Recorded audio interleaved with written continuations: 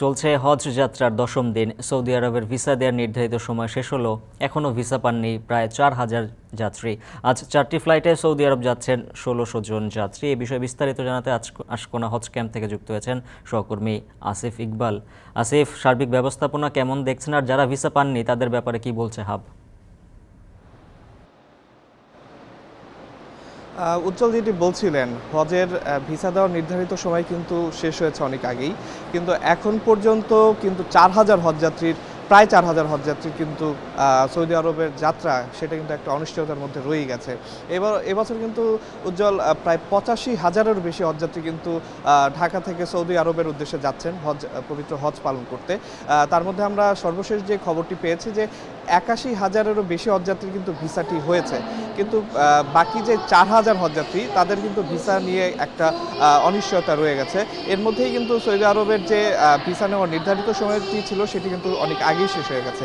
আমরা এখানে সংশ্লিষ্টদের সাথে কথা বলেছি, তারা বলছেন যে নির্ধারিত সময়টি শেষ হলেও তারা সৌদি আরবের সাথে সৌদি দূতাবাসের সাথে যোগাযোগ রক্ষা করছেন এবং যে সফটওয়্যারের মাধ্যমে যে এই ভিসা কার্যক্রমটি হয়ে থাকে সেই কার্যক্রমটি কিন্তু এখনও আসলে চলমান আছে তারা বলছেন।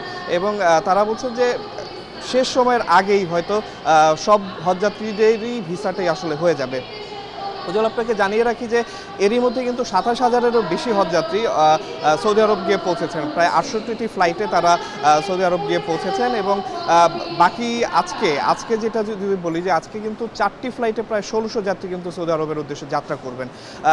এখন পর্যন্ত আমরা আশকোনা হজ ক্যাম্পে দেখেছি যে যাত্রীরা সুশৃঙ্খলভাবে তাদের ইমিগ্রেশন থেকে শুরু করে সব কার্যক্রম সম্পূর্ণ করছেন এবং তারা সেই অনুযায়ী কিন্তু তাদের যে ফ্লাইট সেটি ধরার চেষ্টা করছেন। উজ্জ্বল, আপনাকে জানিয়ে রাখি যে আমরা কিন্তু শুরু থেকেই এখন টেলিভিশন থেকে শুরু থেকে আমরা হজের ফ্লাইট কার্যক্রম কিন্তু আমরা প্রতিবেদন করেছি, আমরা এখানে কাভারেজ করেছি। আমরা দেখেছি যে এখানে সুন্দরভাবেই হাজিরা তাদের হজ কার্যক্রম করতে পারছেন এবং কোনো হাজিদের তেমন কোনো অভিযোগ নেই। তবে অভিযোগের জায়গায় ওই একটি ভিসার ব্যাপারটি, সেই ক্ষেত্রে এখন দেখা যাক সর্বশেষ পর্যন্ত এই হাজিদের ভাগ্যে কি আছে। হাফিজ, এই ছিল আমাদের কাছে সর্বশেষ। হজযাত্রার দশম দিনের সার্বিক বিষয়ে বিস্তারিত জানাচ্ছিলেন সহকর্মী আসিফ ইকবাল। এখন